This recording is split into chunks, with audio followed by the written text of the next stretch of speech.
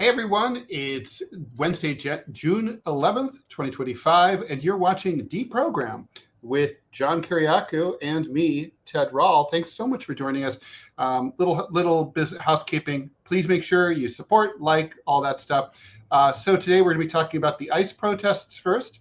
Then we're going to get into the latest situation in Iran, which is heating up fast. And 1 million Americans have left the United States in the last 4 years. We're seeing record numbers of net emigration. What does that mean? So let's just lurch right into it. Right here in New York City, we had a major protest with over 2,000 demonstrators protesting ICE yesterday. More to come Saturday. We're expecting a lot more because people will be off work. Protests are spreading to cities across the country, Chicago, Austin, Texas, and you pretty much name it. That's all going to be competing on Saturday with the big Army parade celebrating Trump's birthday and the 250th birthday of the U.S. Army this coming Saturday with the military parade in Washington. I don't know. It's like the hits keep on coming, John. Ted, the tanks are literally in the streets today in Washington. They're just parked. They're just sitting there, unmanned, blocking the streets. I had to drive up to Capitol Hill yesterday, and I had to go the long way around by getting off of Constitution Avenue, if you know Washington, going all the way down to Independence, then coming around because Pennsylvania's closed, Constitution's closed, Capitol Hill shut down. There are tanks and armored personnel vehicles everywhere getting ready to participate in this stupid parade. They've built bleachers on Constitution Avenue and more bleachers in front of the Lincoln Memorial. It's just a friggin' wreck. It's going to tear up the streets and be a mess. And it's going to cost millions of dollars unnecessarily. And I want to say something too, Ted. One of our viewers texted me and asked if it was true that that Michelle has fled to Canada. And the answer is no. He said that people were speculating about it seriously. And I said, no, she got a different job.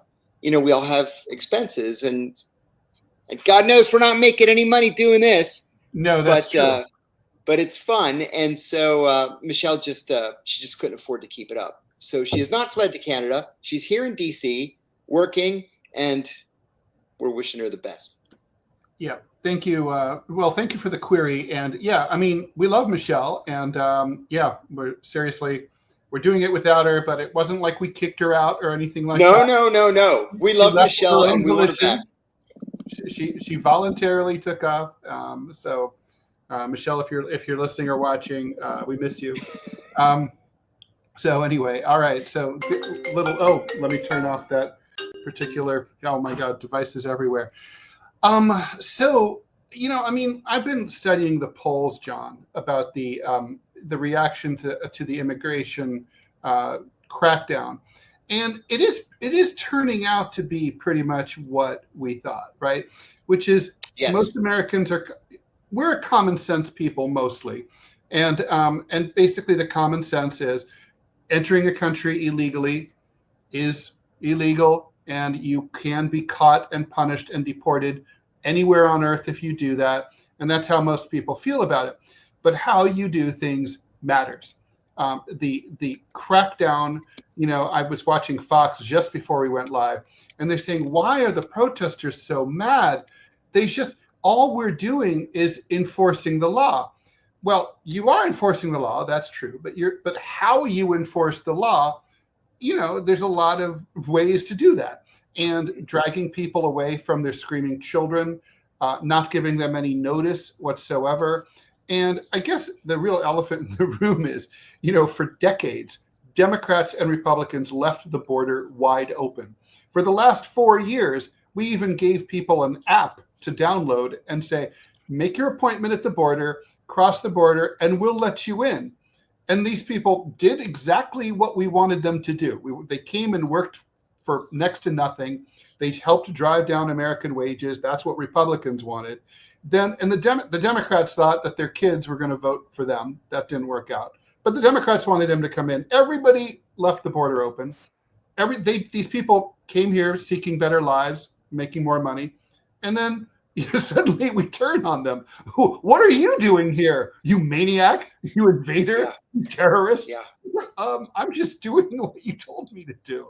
And so I think there's sympathy for the brutality and the cruelty with which these raids are being carried out. Yes. My best friend from high school is a very long time resident of Los Angeles, as is my brother, as is my best friend from college. And they're all texting me, like over the last couple of days, 50, 60, 70 times, saying that what we're seeing on the news is actually not as grievous as it seems. It's based almost exclusively in the very center of the city of Los Angeles. When we see on CNN that the 101 is closed, my brother lives 2 blocks off the 101, and I almost panicked when I read it. And he said, no, it's only closed in downtown LA. Everything's normal everywhere else. All this footage that we're seeing is from downtown LA. But with that said, when you send 2,000 National Guard troops, you're going to raise the temperature on this thing. When you send 700 active duty Marines, who, let's face it, are 18, 19, 20 years old, and are not trained in law enforcement, are certainly not trained in peacekeeping. They're trained specifically to kill people. And then you have protesters throwing rocks and Molotov cocktails facing these kids in battle fatigues. It's a recipe for disaster. And the blame has to fall, the buck has to stop somewhere. And that's got to be at the very top. But with that having been said, Donald Trump wants somebody to miscalculate. Donald Trump wants the violence to increase so that he has the ability to say, I told you so, and make it even worse. And then, I read in Politico today, I wanted to reach out and smack the writer. I read in Politico today that, Newsom is saying, well, if I handle this right, why, this can be a blueprint for how we take on the Republicans. It's like, you moron. Is that how you see this crisis? Yeah. How to get yourself at the top of the list for Democrats? Oh, it just made me infuriated. It is maddening. And, I'm having a flashback here, John. I mean, I was a little kid when Richard Nixon was president.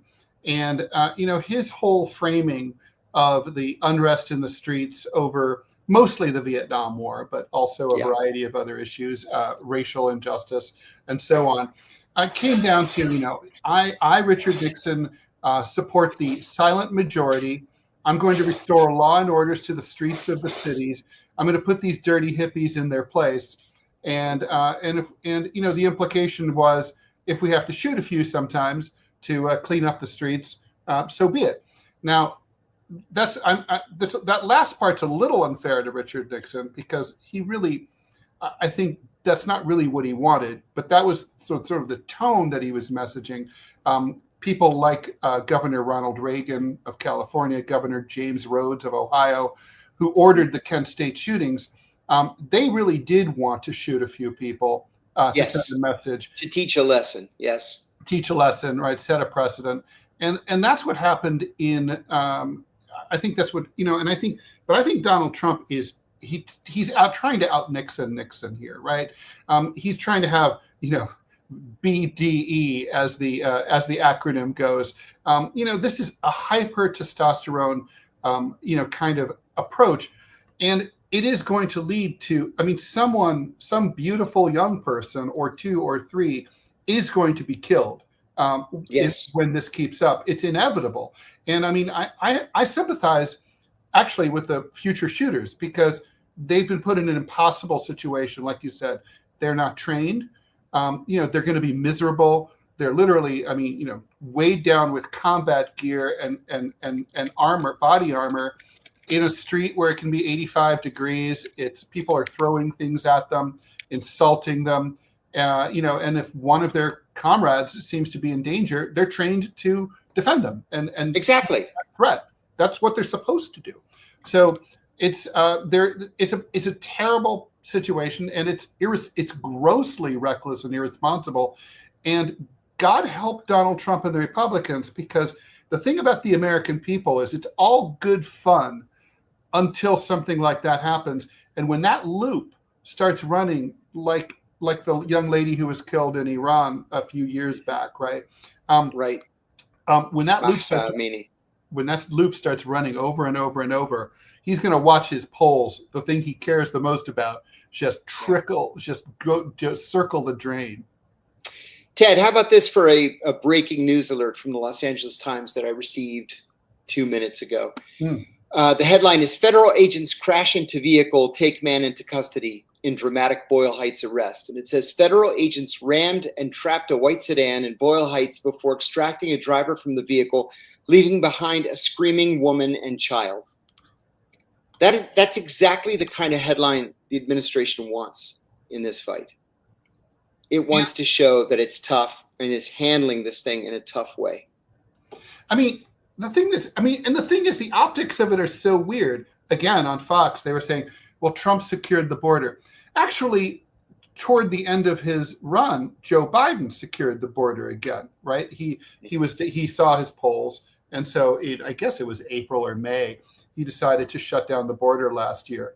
And the policy hasn't really changed since then. Trump just inherited that. He hasn't really done anything except he's sending goons into neighborhoods to attack innocent people. It's disgusting. It is. It's awful. And it's going to get worse. You know, we're starting to see fires and cars being overturned and lots of arrests. Just on the very first night, there were 45 arrests. There were something like 65 arrests yesterday. And again, that's the point. The point on the side of the White House is to make this look as violent as possible, to give them then the green light to crack down. And on the other side, it's to provoke violence, provoke the National Guard and the Marines and the police into violence, so it looks like this unconstitutional, illegal crackdown is taking place. Now, there aren't going to be any winners in this, I'm afraid. Some people, and I don't, as you know, I'm not a conspiratorial person, but some people have been floating around the prospect that this is all part of some sort of master plan to declare martial law, declare a state of emergency, declare martial law, and then suspend civil liberties, suspend habeas corpus, and sort of basically put democracy into the icebox. And when I read these theories, there's not really anything to support it right now. But when I read these people talking this way, I keep thinking Donald Trump knows that as soon as his get out of jail free card from criminal prosecution goes away on January 20th, 2029. Yeah. So he must is that possible, or is that just ridiculous? You know what? I think anything's possible at this point. But there was another important point that you kind of alluded to, and I want to ask you about it. I'm not a lawyer. I know that you're not a lawyer. No. But what about the Posse Comitatus Act? Doesn't that forbid the deployment of Marines anywhere in the United States? It does. I mean, it's very, very clear. It's a nearly 200-year-old law passed after the Civil War. It was meant to exactly oppose this. I mean, to my knowledge, this has not happened, right? I mean, I don't know that it is the workaround that these Marines are technically under National Guard command. That might be the workaround. I mean, obviously the thing is, as you know, if something's illegal, it doesn't really matter until someone goes to court and gets a judge to rule that it's illegal, and then it works its way through the appellate process until finally whatever the highest court decides to deal with rules on it. So, it can be as illegal as the day is long, but it's, it still happens. It seems, I mean, Trump could invoke the Insurrection Act. I thought this was interesting. He could do that. It would be legal. He'd have to declare that this is either an insurrection or a rebellion or an invasion. Now, I know right-wingers say this is an invasion. This is not an invasion. Invasion is the German army. It's not. And they call it that all the time. September 1st, 1939. That's an invasion. It's like, this is not you could, I guess, argue that it's an insurrection, but that would be hard when you have the governor of the state and the mayor of the city claiming and arguing that the local authorities have everything well in hand, and the police chief also says that they have everything well in hand, and it's credible that they have everything well in hand. So I don't see, what the league. So it's interesting because Trump was asked about this, and he's like, well, it's not quite an insurrection. So there's something holding him back from invoking the Insurrection Act. I'm wondering if that's the constitutional purists within the MAGA movement, of whom there are many, right? Because they came out of the Tea Party, and these are people who carry little pocket constitutions around, and they know what their rights are, and they're going to be afraid to see that, because that act historically was always threatened against people like them. I have to add a little completely unrelated tidbit, because you just reminded me of something. You said Tea Party. There was a piece in thehill.com today saying that Joe Walsh, the former Tea Party congressman from Texas, announced today that he is considering running against Lindsey Graham for the Senate. Okay, that's not interesting. What was interesting was he decided to change party affiliations a couple days ago to Democrat, and he's going to run against Lindsey Graham as a Democrat. He's moving to South Carolina like this week just so he could run against Lindsey Graham. And when asked why he wants to run against Lindsey Graham, he said, and I quote, "Because Lindsey Graham is a piece of shit." Well, our politics have gone crazy. That's awesome. I mean, he's right about Lindsey Graham. That's funny. I mean, I guess it's like, it's not that unheard of. I mean, it's reminds me of Rudy Giuliani and Michael Bloomberg running as Republicans for mayor, because the New York Democratic machine was so locked up. It was the only way they could get in, even though neither of them were really Republicans. So then it's weird, because Bloomberg ended up running briefly as a Republican presidential candidate. Might have been the worst presidential candidate in my lifetime.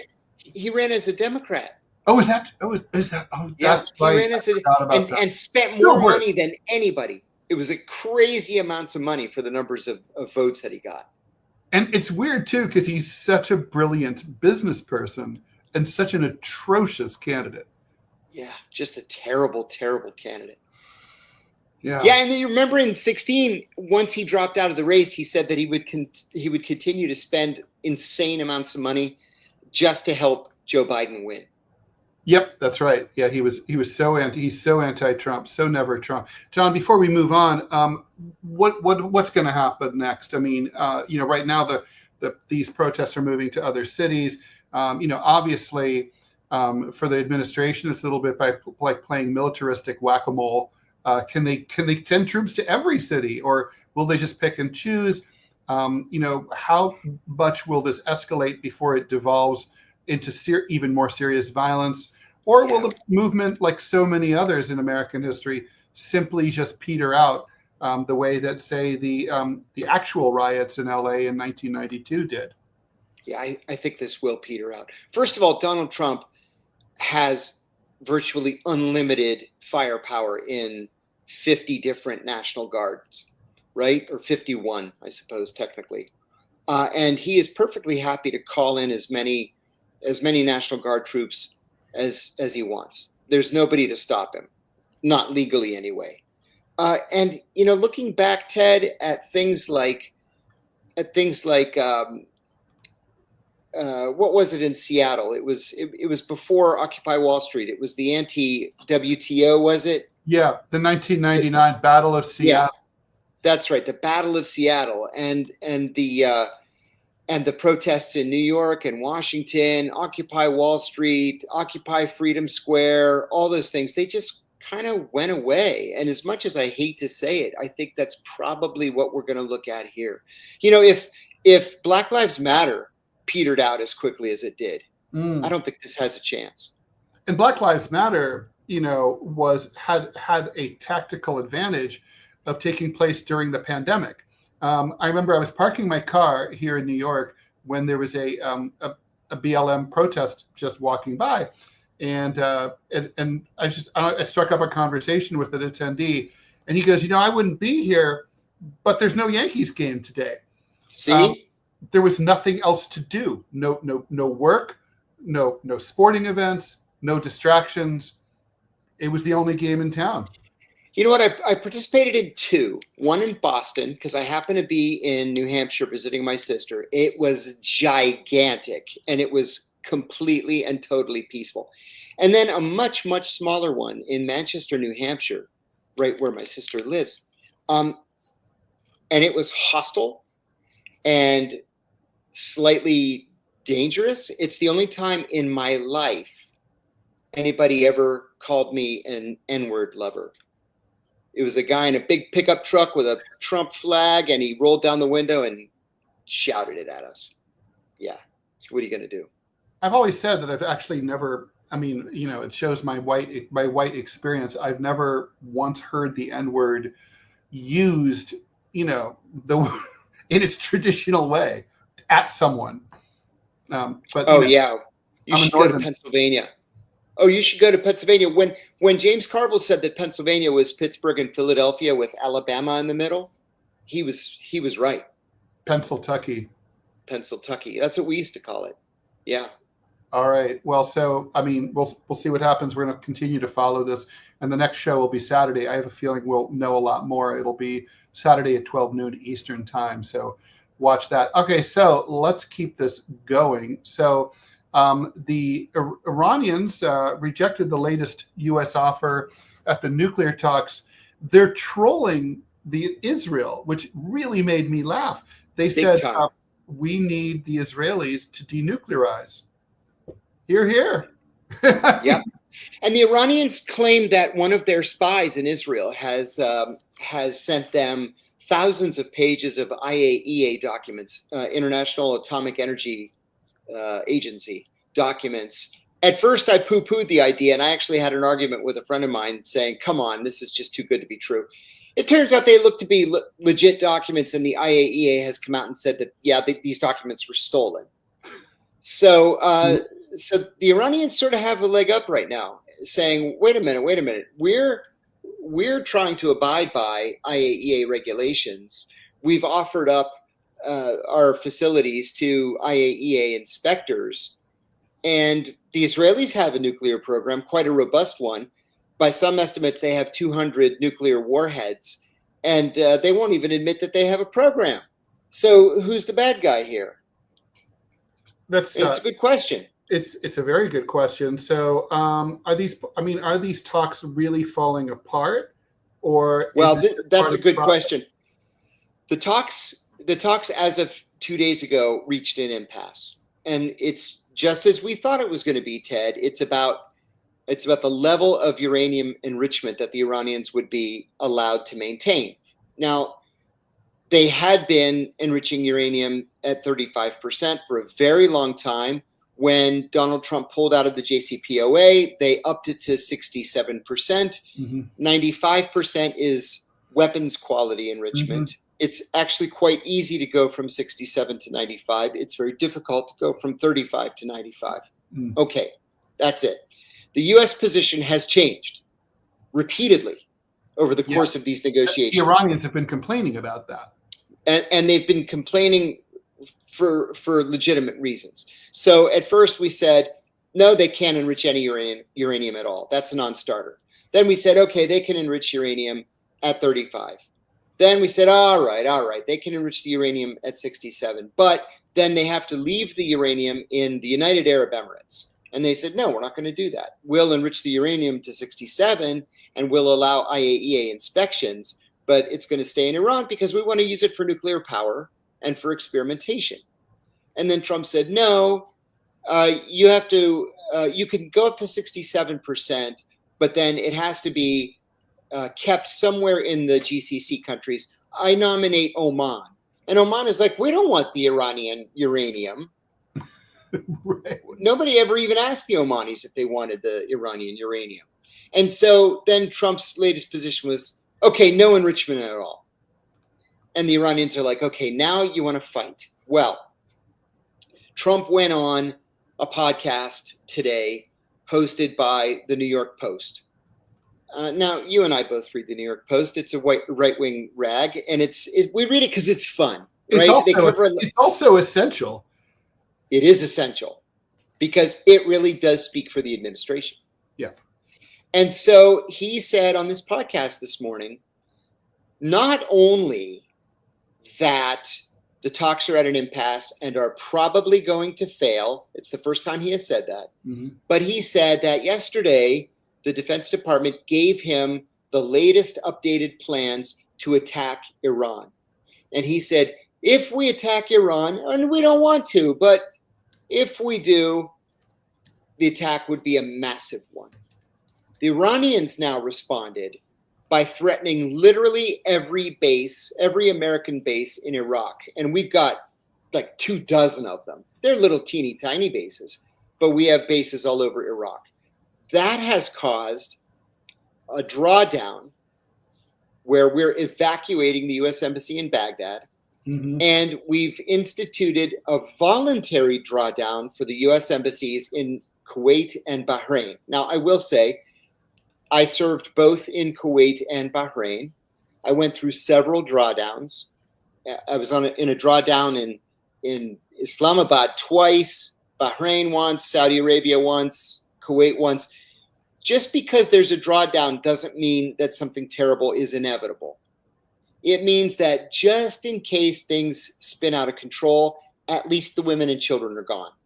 Out of an abundance of caution. Out of an abundance of caution. In fact, when we had our last drawdown in Bahrain, literally nobody elected to leave. Even my scaredy cat wife at the time decided not to leave. And she was afraid of her shadow in the Middle East. So on the one hand, this looks serious. On the other hand, it's Donald Trump. And you know how he is. He's switching sides every day. He's switching positions every single day. The Iranians, I think, are tired of playing this game.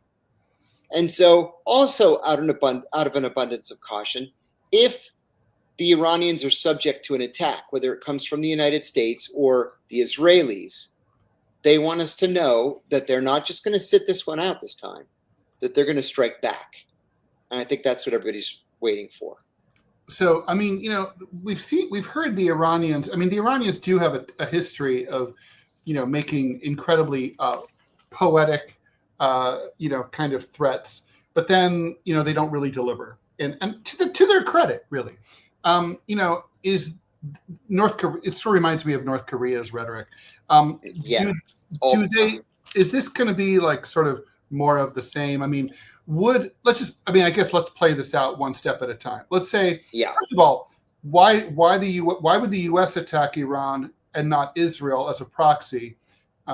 Question one. Question two, if the U.S. attacks, would it be a pinpoint strike or would it really be a massive strike? I have to admit, I can't believe that. And then the third question was, if they did that, would the Iranians be in a position to launch a retaliatory attack against U.S. or allied or Israeli assets in the region? And then would it? So there's so many, how do these dominoes fall? You're right. This is a tough one to call. And I'll tell you, the Iranians don't necessarily play by the same rules that everybody else plays by. The Iranians see the U.S. and Israel as existential threats. And so in the event that there's an American attack, a pinprick attack on a military base, an air base, a nuclear site, whatever it happens to be, the Iranians aren't necessarily going to retaliate by striking an American base or by striking Israel proper. They could retaliate by taking out, a group of oil workers in an oil field somewhere, or hitting an Israeli consulate someplace, or someplace where we would least expect it. Yeah. One other thing that the Iranians are very serious about, and I learned this in my time at the agency, is this eye for an eye concept.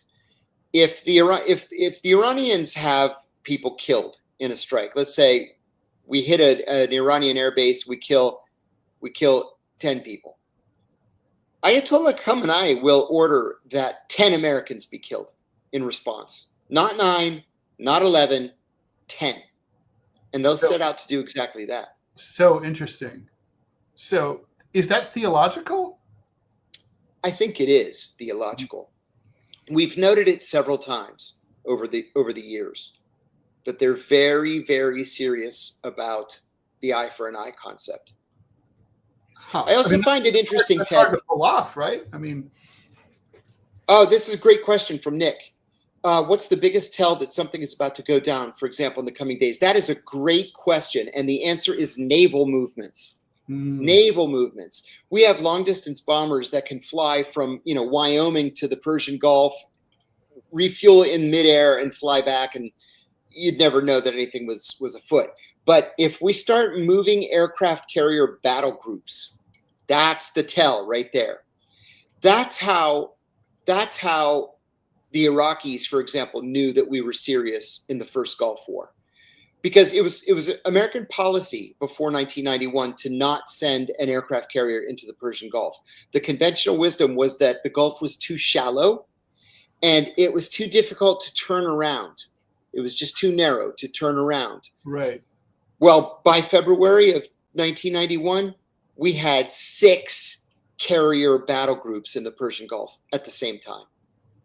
And so right now we have one in the Red Sea. We have one in the Mediterranean, and we have one in the Arabian Sea.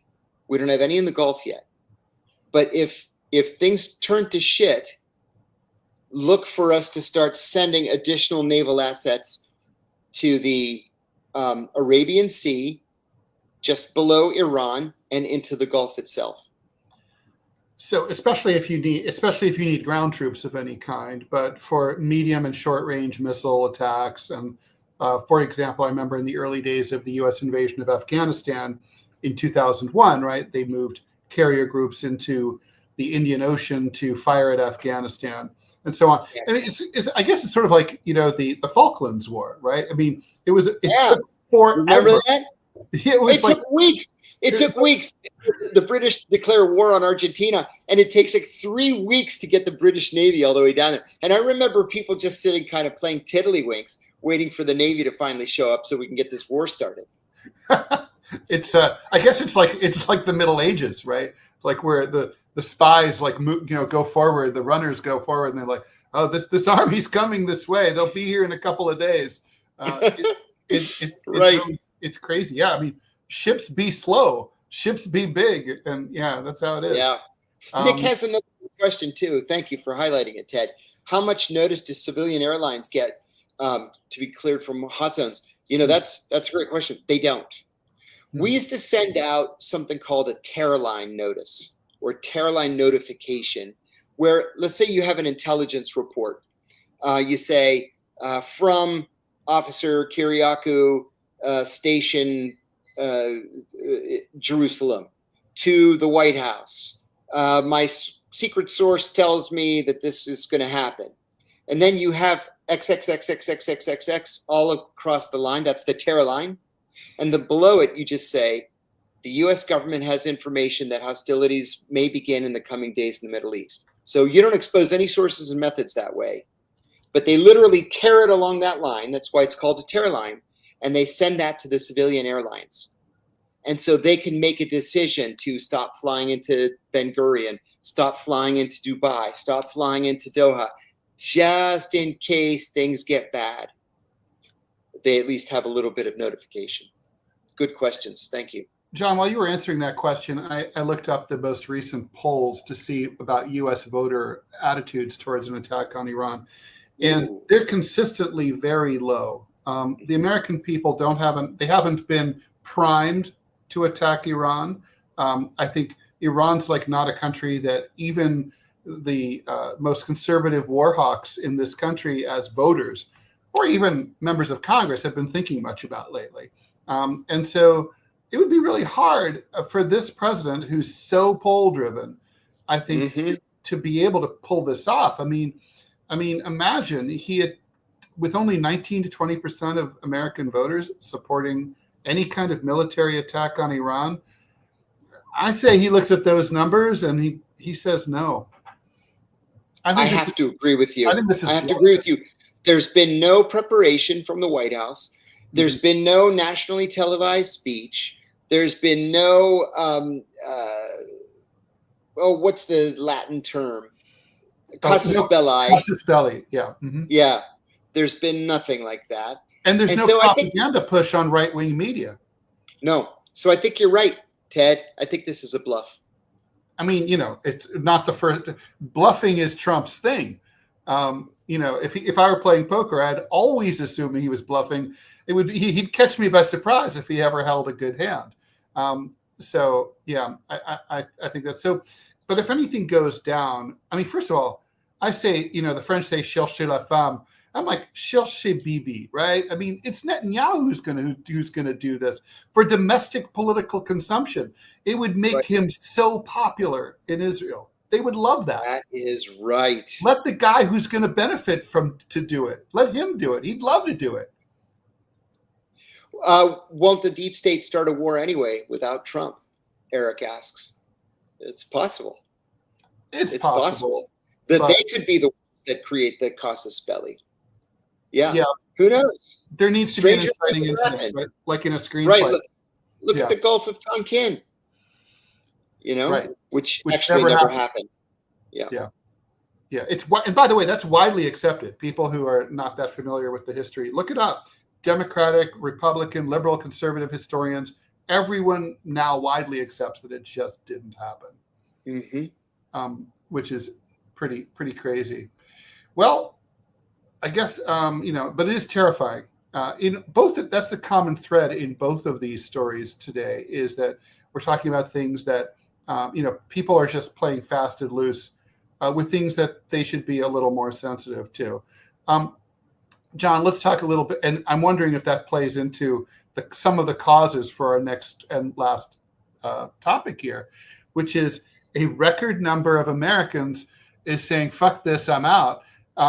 So over 1 million Americans, more than usual, left the United States between 2021 and 2024 during the Biden years. We can discuss, and we should discuss here, why that might be. There's what's really super interesting is a lot of upper middle class and a lot of millionaires and billionaires are leaving the United States. Some of them are citing lower quality of life. Some of them are saying that they're afraid of the policy changes or rising authoritarianism on the part of liberals scared of Trump. But obviously this happened under Biden too. It's also the aftermath of the pandemic and how much of the country never really recovered. Point is, if America is a stock, it's not necessarily a hold or a buy at this point. Yeah, that's kind of true, isn't it? I always used to laugh at these reports because I never knew anybody that actually left until recently. And I actually do know a guy who left for Canada. And I thought, he'll be back. He'll be back in a couple of months. And no, he has a job. He's applied for citizenship. He met some guy that he's dating now. And he says he's Canadian. He's Canadian now. I'm like, okay.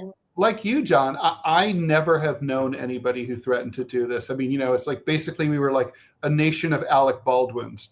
I will leave. I won't be here every single time. And it's like, oh, please, Alec, you can go. It's fine. But, there's 4.4 million Americans living overseas, which is, by the way, kind of a hassle to live overseas because you have to pay taxes both to the country where you live and you do. And to Uncle Sam.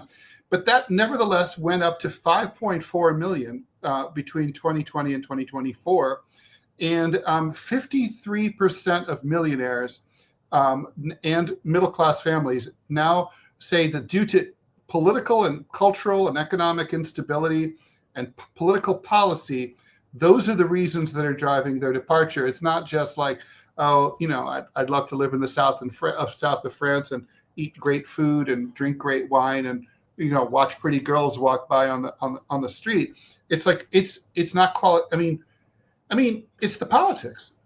It is the politics, but you know what, Ted? Like you, I'm a dual national. You're a both American and French. I'm both American and Greek. I've got my Greek passport. I have my Greek tax ID number, which is actually as big a deal as having the passport. If I wanted to move to Greece, I could go tomorrow. I love Greece as much as I love the United States. With that said, here you are. Yeah, I can't imagine waking up the day after an election and saying, my team lost in the election yesterday. Now we have 4 years of communism, or wait, which is what the last government was, or waking up and saying, my guys won the election yesterday. Too bad that the Nazi Party won 14 seats.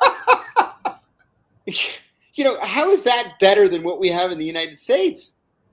I'm all for left of center pro democracy, European centrist governments. I really am. Mm-hmm. But the extreme fringes always have a voice, and I think that's not necessarily a good thing. For example, I'm a practicing Greek Orthodox, and I love that the country is officially Greek Orthodox. I love it. That does not mean that I want the church involved in politics. I don't want the church involved in politics. But the church is the largest landowner in the entire country. It's like a multi-billion-dollar corporation. It's deeply involved in politics, and it is ridiculously right-wing, to the point where it holds the culture back. I don't want the church involved. Similarly, you can, on one day, blow up a Citibank branch, say you did it for political reasons, in which case you can't be prosecuted because it was an act of political, expression. Thank you. And then the next day you get elected to parliament. It's like you're an admitted terrorist. You just got elected to parliament. It's not boring. It's not boring, but I just can't do it. That's so funny. It's too much. I do fly back to vote. I'm proud to say. I voted my grandfather's middle school in our ancestral village, which I get a thrill out of every single time I do it. But the politics are just too extreme. Yeah, that's not. I don't rule out moving to France someday. I love the quality of life. It certainly doesn't have the kind of political instability that you're talking about. Yeah. The biggest problem politically there is that every election there's a bunch of new parties you've never heard of. Yeah, every time. It's like, oh, did you vote for the QYZ party, like the Who? And it's Ted. It's complicated. Ted, the last time I voted in Greece, there were 6 communist parties and 2 Nazi parties. It's like, what's that? No Nazi parties in France because that's illegal. But there are about 6 communist parties in France as well. The thing is, you brought up the holding back thing, and I think subconsciously that's a big thing for me too. It's just like, European countries don't feel dynamic in this sort of subtle, intangible way. It's hard to explain, but you're, especially in Greece, much more so than in France. There you are. You kind of like walk by the Acropolis, and you're like thinking, oh, what do I matter? Even in France, you walk by. If you live in a normal, generic town, your church is still 300 years old. And what do I matter? I'm not going to make any difference. This thing was here before I was born. It'll be here long after I'm dead.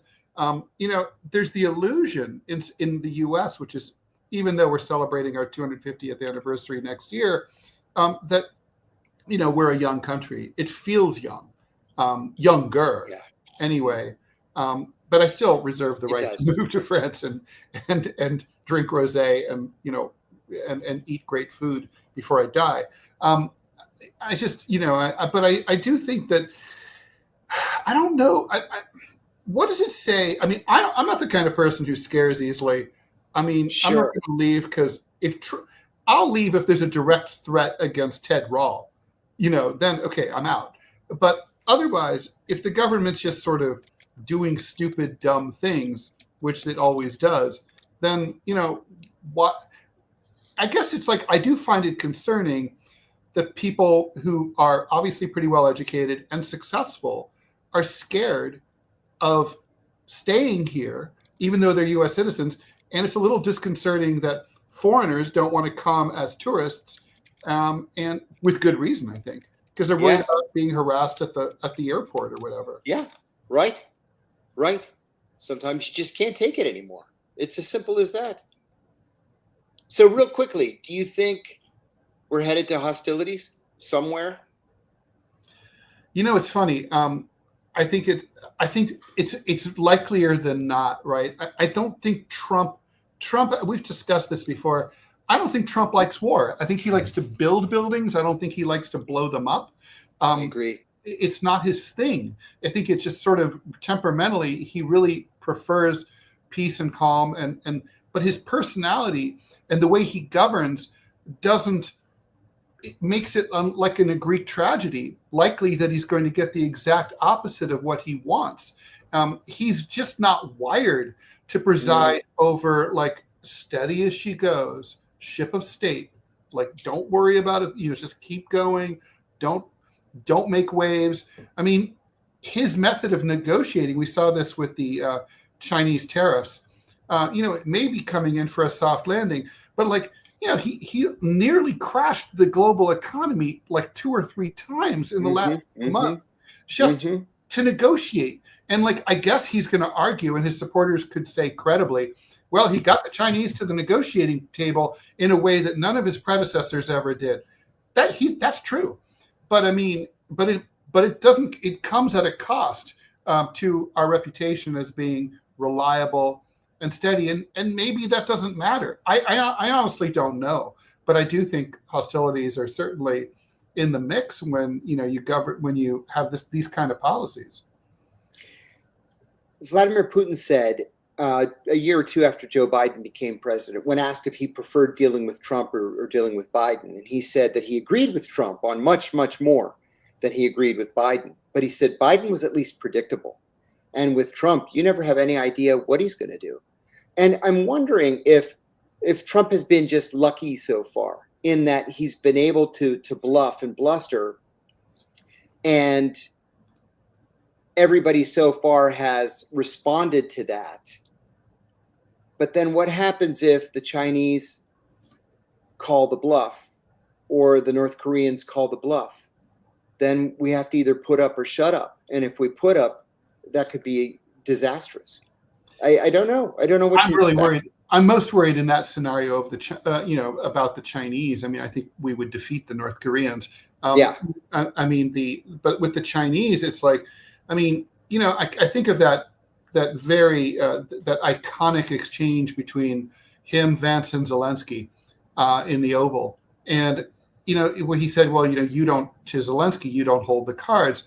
Well, usually, right now, in most matters, the United States and Donald Trump specifically holds, a royal flush, spades high, right? I mean, no question. The U.S. has the biggest military, the biggest military force. Well, not the biggest, but the most powerful military in the world. It has, the second biggest nuclear arsenal, arguably the most lethal.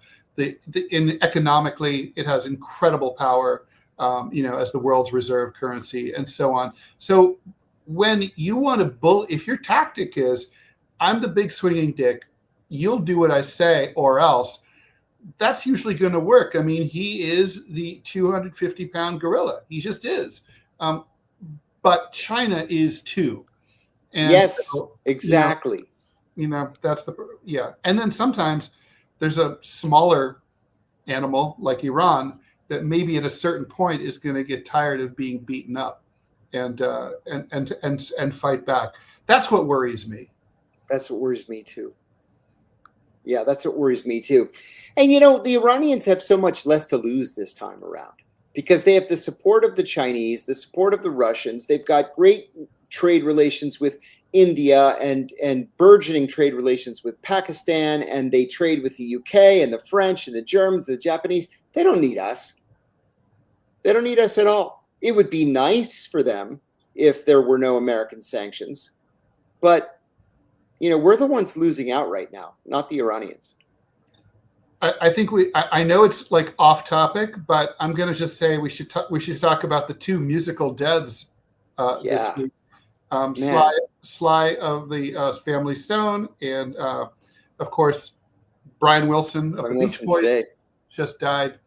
That's very. I mean, it's funny. I never really started to appreciate the Beach Boys in a meaningful way until I was older. I always thought that they were silly, and I know they were really, music people. And I used to be a record critic at the New York Observer, So I love music. I have thousands and thousands of records and CDs, and I live and breathe music. Music's always on here. So it's like I couldn't believe I came to him so late. And by the way, I would just want to say the biopic that about his life and how he was abused by his Svengali psychologist manager, and how he was saved really by his second wife. That's like heartbreaking. I mean, I cried like crazy. Just really taken advantage of. And he was such a genius, though. And Sly from the Family Stone also. Holy cow! Sly Stone, man. I felt so bad when I saw that Sly Stone had died. It wasn't just funk. I mean, he's sort of known as the father of funk, but it went deeper than funk. He was a brilliant musician, brilliant arranger. And then, he had kind of a weird life. He's another guy who was taken advantage of by his manager, and was broke for a while and living in a motorhome. But he didn't care. In Sonoma, but he didn't care. You're right. He didn't care. That's the best part. It was all about the music. It's like one time I was on the subway in the 80s in New York, and the two guys pulled knives on me. And I just had this epiphany. I started babbling in nonsense French to them, and they gave up. And I remember I went home and met my roommates, and I said, no one can really oppress you unless you cooperate. You have to cooperate. If you don't cooperate, so Sly, he didn't cooperate. He he was like, oh, you can take all my money. I don't care. I'm cool. He doesn't care. I've got my trailer. I only got mugged once in my life.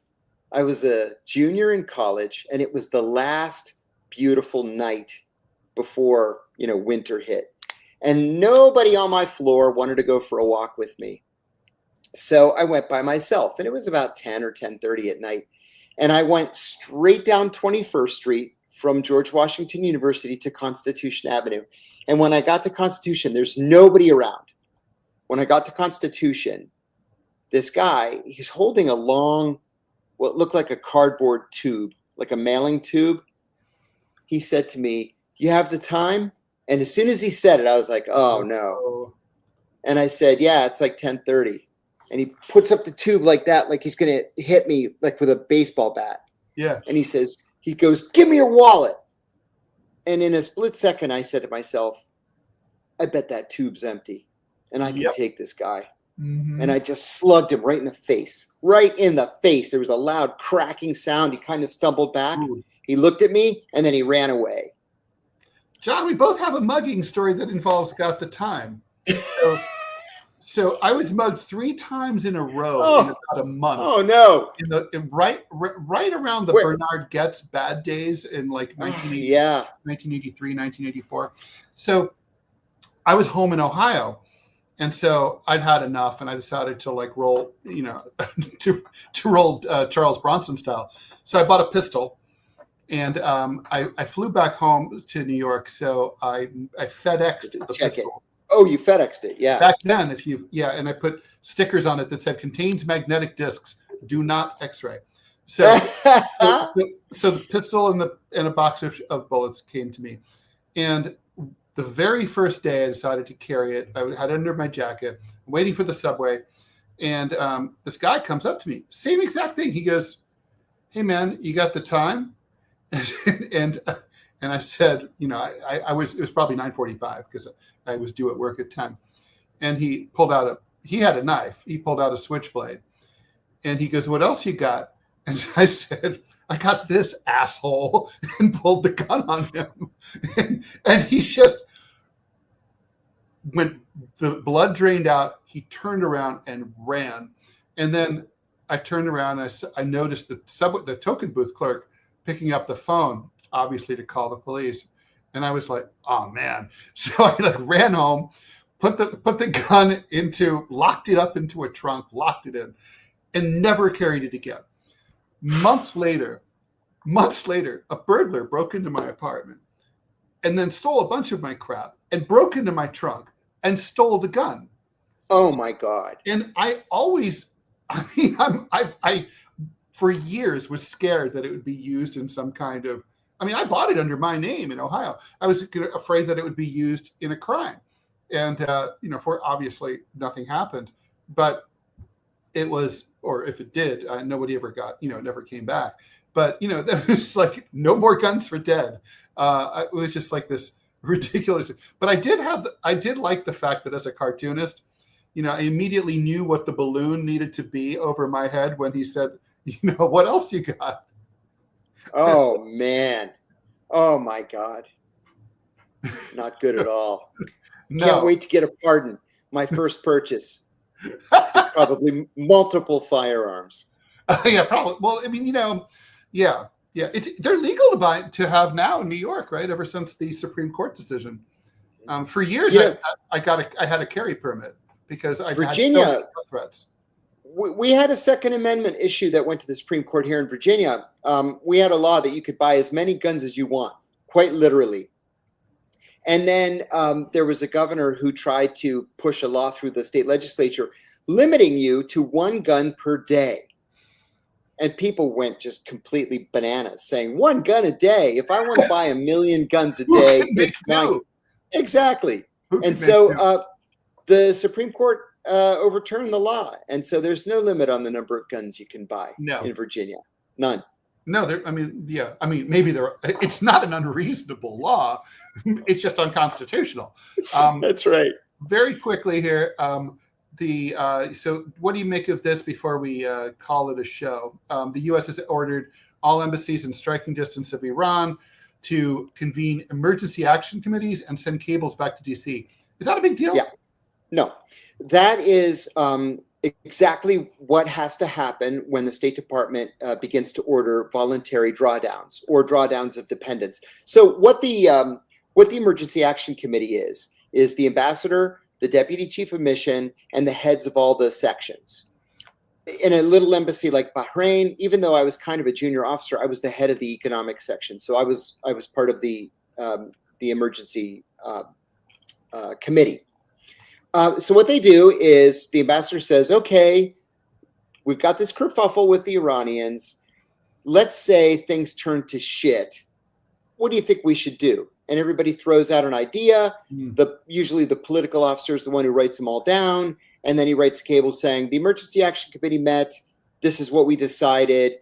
We're offering voluntary drawdown of dependents. Everybody else is safe. Morale is high. We have our emergency walkie-talkies are all charged and awaiting further instructions."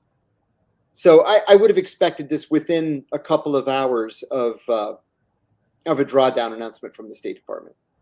Okay. All right. I guess we'll leave it there. Brian Wilson and Sly Stone. See you on the other side. R.I.P. Indeed. Please subscribe, follow, like, and share the show. That's you know why. I don't have to explain why, but please do it. It's much appreciated. We will be back on Saturday at 12 noon Eastern time, unless we change our minds, but looks like that's what it's going to be. That could happen. Thanks so much. I'm Ted Rall. That's John Kiriakou. And hi, everybody. We're out of here.